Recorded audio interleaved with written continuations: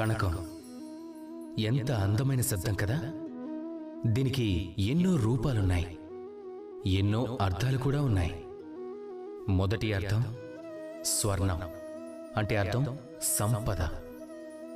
రెండవ అర్థం ధతుర అంటే అది మొక్క యొక్క మొదల్లో ఎంతో మధురంగా ఉండే రూపం. ఒకవేళ ఎక్కువ మోతాదులో దాన్ని ఉపయోగించినట్లయితే అది విషంగా కూడా మారుతుంది.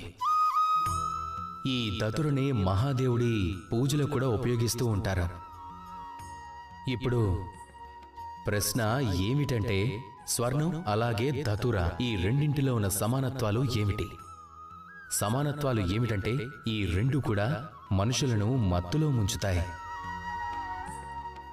ధతుర మనుషులను మత్తులో ఎప్పుడుంచుతుంది అంటే దాన్ని సేవించినప్పుడు. కానీ స్వర్ణం ధనం